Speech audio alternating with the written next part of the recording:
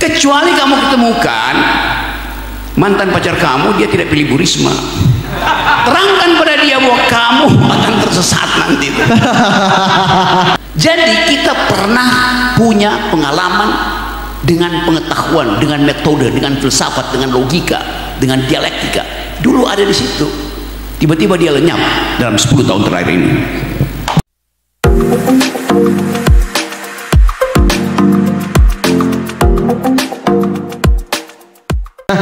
Bu Rocky, pastinya ada isu-isu kebangsaan yang selalu kita bahas, dan ada isu-isu kedaerahan mungkin, karena tentunya Bung Rocky juga stay di Jakarta, Pak Angga juga masih di Jawa Timur tapi mungkin di Surabaya. Mungkin ada teman-teman juga di Madiun ini yang punya keresahan gitu ya, apalagi Madiun sebagai kota yang bisa dibilang second city ini adalah karakteristik yang pastinya pengen dikupas di sini, karena bertemu dengan panjenengan semuanya, tokoh-tokoh yang luar biasa, Bung Rocky Gerung.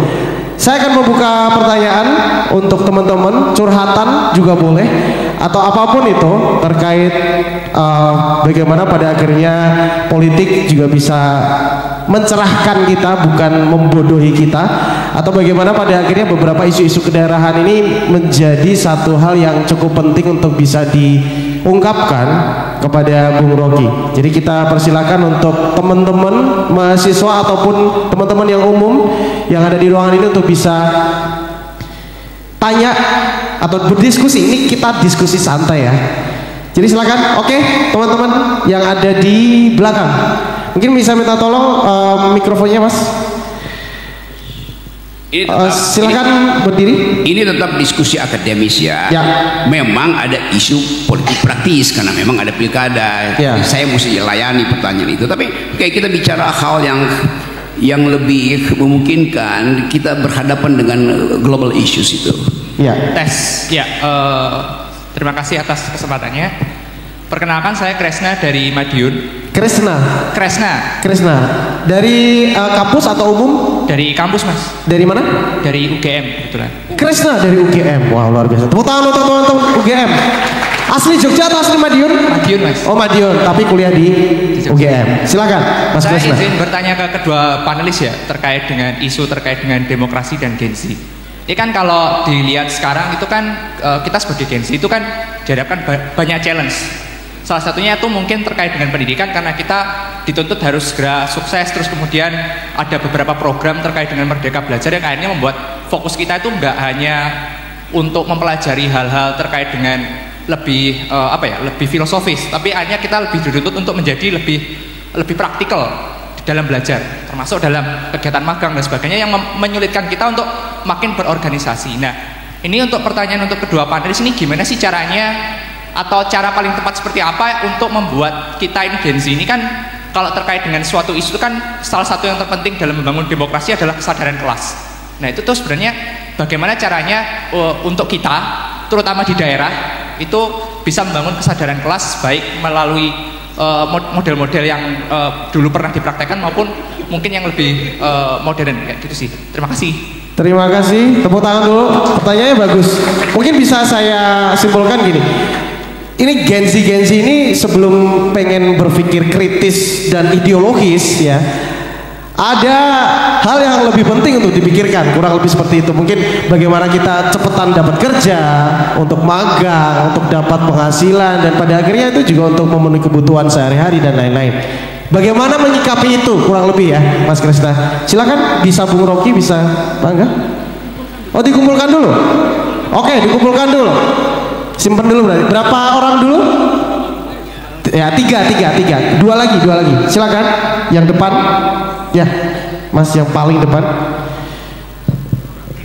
Siap. Sebelumnya, Assalamualaikum warahmatullahi wabarakatuh. Waalaikumsalam warahmatullahi wabarakatuh. Kebetulan saya dari Cepu, Jawa Tengah, Kak. Tepuk tangan untuk Cepu, Jawa Tengah. Nah, di sini saya mewakili GMNI Madiun.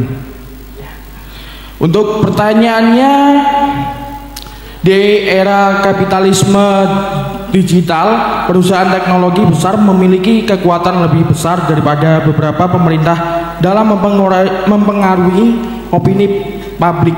Bagaimana Gen Z dapat memastikan demokrasi tetap berfungsi ketika arena diskursus publik didominasi oleh entitas privat? Oke. Tepuk tangan dulu untuk pertanyaannya. Wow, Bung Rocky langsung, wow, gitu ya. Satu lagi, oke, Mas. Oh, langsung. Siapa? Oh, Mas yang kacamata. Oke, habis ini perempuan ya. Oke, 4 ya. Satu lagi perempuan. Satu lagi perempuan. Assalamualaikum, selamat sore semuanya. Perkenalkan, nama saya Muhammad Zaki Khairul Ubadah dari Universitas Negeri Surabaya Kampus 5 di Kabupaten Magetan. Dan saya berasal dari Kabupaten Jember. Jember, Jawa Timur. Luar biasa. Mungkin pertanyaan saya agak sedikit keluar dari materi, tapi masih ada hubungan. Jadi saya pernah membaca kutipan salah satu buku, bukan salah satu buku ya, pernah baca kutipan dari salah satu penulis, yakni Niccolo Machiavelli di buku The Prince.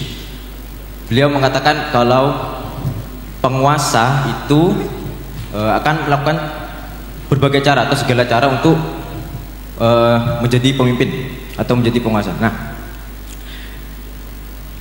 kiranya sesuai pengalaman dari para panelis ini, apakah ada penguasa-penguasa sebelum penguasa yang sekarang melakukan berdasarkan kutipan tersebut? Apakah bila di masa depan penguasa seperti pemimpin seperti kutipan tersebut bisa menerbangkan kita sebagai Gen Z kepada kesuksesan atau bisa menerbangkan Gen Z kepada kedunguan? Oke, cukup? Apakah penerbangan itu dengan jet privat? Terima kasih. Wah, terakhirnya ya. Oke, satu lagi yang cewek. Mana nih cewek Madiun? Cewek ya. Jet privat ya. Cek. Sebelumnya perkenalkan, nama saya Anggraini dari mahasiswa profesi apoteker dari UMY. Saya izin bertanya pada kedua panelis. Ini bicara tentang suatu teknis ya Bapak. Kalau kita yang ada di ruangan ini mungkin pikiran kita sudah terbuka mana calon yang harus kita pilih. Tapi gimana untuk mensosialisasikan kepada orang khalayak ramai gitu Pak? Kalau kita hanya sendiri saja, mungkin kita tidak bisa mempengaruhi banyaknya suara. Kurang lebih seperti itu. Terima kasih. Terima kasih. Tepuk tangan dulu dong untuk para penanya. Kita batasi 4 pertanyaan dulu ya. Silakan Bung Rocky atau Pak Erlangga. Boleh? Bung Rocky, silakan untuk menambahkan. Oke ya, ini enak. Jadi akhirnya kita masuk di dalam satu melting pot gitu, cair sama-sama, mencairkan antara harapan tadi dan potensi untuk menghasilkan seorang yang bisa kita titipkan harapan tuh. Dan dalam kondisi itu kita mulai menghitung siapa yang akan jadi pengkhianat, siapa yang akan bertindak di dalam bentuk negatif dari Machiavellianism itu, siapa yang masih mampu untuk membedakan antara class struggle dengan class consciousness. Jadi akhirnya kita terlibat di dalam percakapan yang mendalam hanya dalam setengah jam itu bagusnya di Madiun ini yang nggak mungkin saya lihat ada di Solo.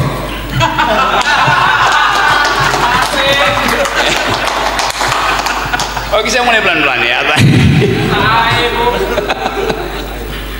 Itu pertanyaan tentang the thing called class struggle. Secara logika, secara matematik gitu, class struggle itu baru kita tahu class consciousness baru kita tahu setelah terjadi class struggle. Walaupun secara konseptual mesti ada kesadaran dulu baru ada perjuangan. Tetapi di dalam materialisme keadaan bergerak itu yang nanti akan menerangkan oh sudah terjadi gerakan itu. Kan begitu logiknya kan. Jadi saya senang bahwa Anda ucapkan itu. Sekarang problem adalah apa apa yang kita sebut sebagai hari-hari ini dihubungkan dengan digitalisasi, manufacturing concern kita itu otak kita itu didigitalisasi sehingga hanya berpikir dalam topografi digital, kan itu istilahnya tuh. Apakah masih ada orang yang ya diam-diam menginginkan perubahan secara revolusioner dengan memanfaatkan kondisi ketegangan kelas? Pasti itu. Bagaimana kondisi ketegangan kelas itu kalau dipergoki oleh oligarki, kalau dia manipulasi? Jadi sekali lagi penting kita ucapkan terus menerus seperti tadi. Nanti oligarki bilang ya Machiavelli itu ya orang yang menginginkan segala dengan cara untuk memenangkan kekuasaan. Lalu Machiavelli kita kasih cap negatif, padahal ada yang lebih buruk dari itu. Nah kita bilang ya nggak begitu, Machiavelli justru membocorkan dari dalam keadaan politik real, kan begitu kan. Di dalam sana tuh itu cawe-cawe itu and justifies mean, itu namanya cawe-cawe. Kalau hari-hari ini kan yang cawe-cawe itu di mana? Ya bahkan udah selesai dia masih cawe-cawe di Medan, cawe-cawe di Jakarta, cawe-cawe di Surabaya, cawe-cawe di Semarang, kan itu intinya. Jadi bocoran dari keadaan real itu yang kita terima sebagai pengetahuan untuk menghalangi beredarnya bermocora itu. Jadi itu pentingnya. Apapun walaupun agak tafsirnya masih macam-macam, tapi Anda sebutkan tadi class struggle, class consciousness, ini soal private enterprise, di sana soal Machiavelli tadi. Ini adalah pengetahuan yang udah lama sebetulnya, bukan pengetahuan, suasana yang udah lama kita inginkan diucapkan. Coba bayangin misalnya Anda lapor ke Mas Wapres, di Surabaya terjadi semacam demachiavellianisme tuh. Wapresnya apa ini? Kan kita mau uji, paham kan ya? Terangkan panjang-panjang. Capek teranginya Pak, Google aja tuh. Kan itu yang kita maksud. Jadi sekali lagi kita ingin supaya percakapan ini kita sustainability kan itu. Kita rawat itu. Hanya dengan cara itu. Dan sustainability itu ditentukan oleh the sustainability of the idea of sustainable. Jadi kalau idea sustainable itu nggak ada, ya apa pentingnya sustainability? Dan sekali lagi ini soal yang penting. Pada akhirnya orang bertanya tuh, iya setelah kita tahu tadi Pak Angga udah terangkan panjang lebar itu, ada pertanyaan dari teman perempuan. Lalu bagaimana caranya gitu? Ya kita manfaatkan teknologi. Tetapi dalam keadaan terdesak, kalau internetnya macet, bagaimana misalnya? Kamu tinggal di mana? Nama kamu siapa? Di Anggreni. Tinggal di Sogaten, Pak. Sogaten. Rumah kamu ada tetangga nggak? Ada. Kiri kanan ada? Ada. Depan belakang ada? Ada. Jadi dia hidup secara sosial, ada tetangganya. Gampang.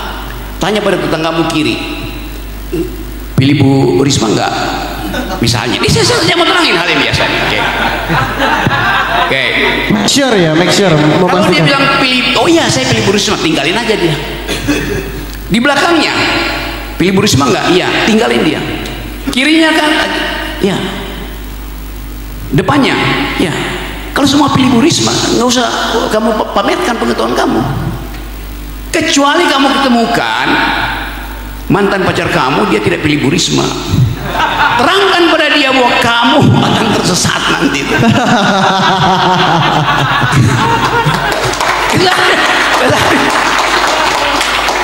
Saya tadi ucapin itu karena hanya itu potensi kita kan.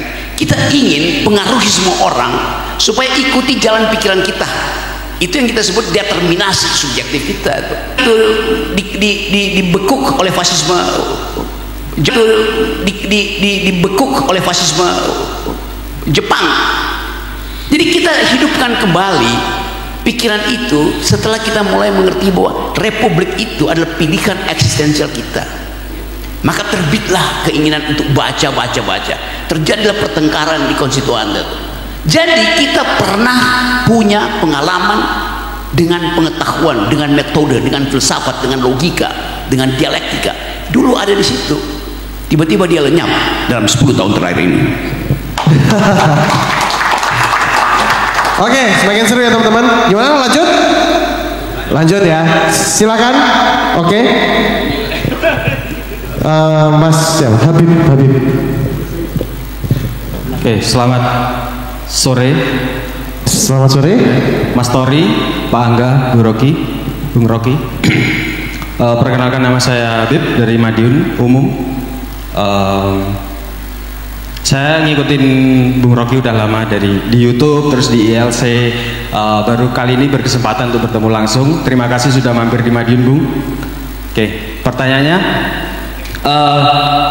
di masa peralihan pemerintahan saat ini, transisi, oh ya, di transisi pemerintahan saat ini, kita lihat di berita, televisi, YouTube, media sosial dan media online, banyak kasus korupsi yang diberantas dan koruptor-koruptor yang ditangkap. Nah itu, terus sangat marak sekali di sini, tangkap, dan itu sangat masif menurut saya penangkapannya. Terus di sosial media, khususnya TikTok, ada yang menarik di sini. Admin Gerindra. Sudah mulai partai. Ini menurut saya fenomena yang sangat menarik dari admin Gerindra. Jadi kayak semua masyarakat atau anak muda atau Gen Z ini komentar atau lapornya di admin Gerindra seperti itu. Padahal kita nggak tahu ya adminnya Gerindra ini siapa. Tapi kita tahu Gerindra, sosial medianya Gerindra ini. Mungkin kita masyarakat atau anak muda itu butuh sosok seperti itu yang bisa menengahi untuk bergerak cepat, satset gitu, sehingga admin Gerindra ini lebih dipercaya dari mungkin lembaga-lembaga yang lain seperti itu. Karena mungkin responnya menanggapi komentar-komentar netizen itu, Bung Rocky. Jadi si admin Partai Gerindra ini memang dikenal cukup ngikutin nggak?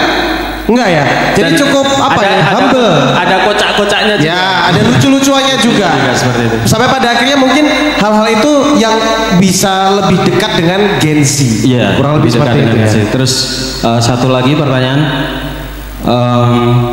di sektor ekonomi, mungkin saya dan teman-teman mungkin yang punya usaha atau jualan apa gitu merasakan kayak daya beli masyarakat atau kita itu turun. Jadi mungkin ada deflasi di sini, sehingga kita lihat sendiri di berita dan sosial media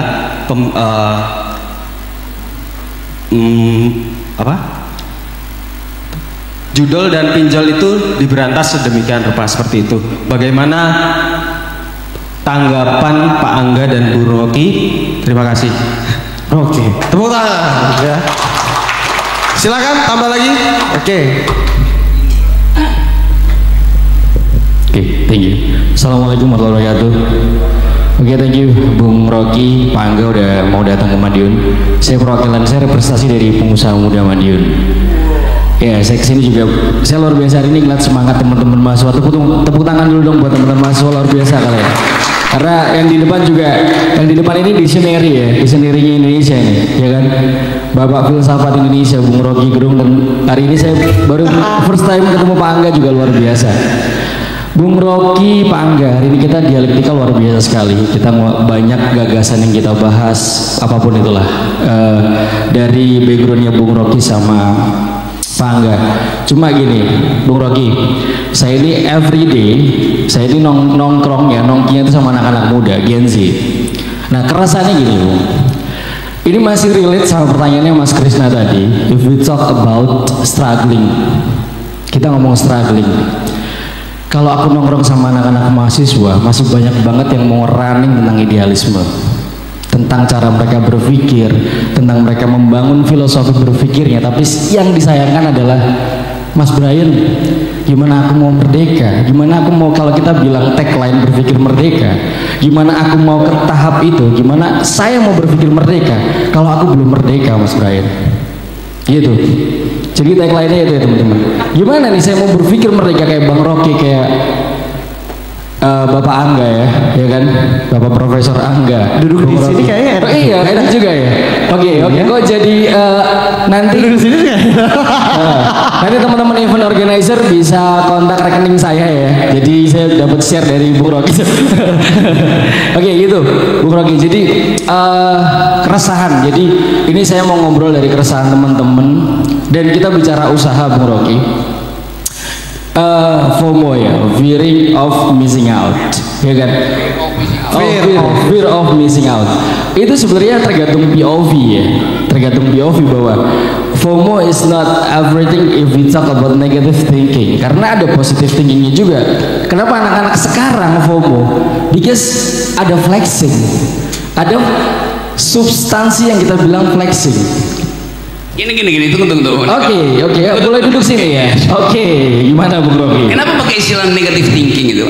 Gini, if we talk about FOMO di teman-teman yang mungkin knowledge-nya masih sebatas usianya, ya kita bilang mereka belum paham knowledge tentang FOMO. Mereka bilang validasi adalah bentuk eksistensi terbaik buat mereka. Tapi gini ya. Oke. Negative thinking itu, negativity is essential to thinking justru. Aku jadi diskusi. Menegasi itu justru. Kan kita nggak mungkin hidup dengan afirmasi itu. Jadi negasi itu justru yang menghidupkan pengetahuan. Nah sekarang orang anggap ya negative thinking. Bukan negative thinking. Kesan psikologisnya negative thinking tuh. Saya tadi juga negative thinking, tapi saya sengaja buat bully mereka dulu tuh. Baru timbul dialektikanya kan. Baru mereka marah, dia keluarin ilmunya.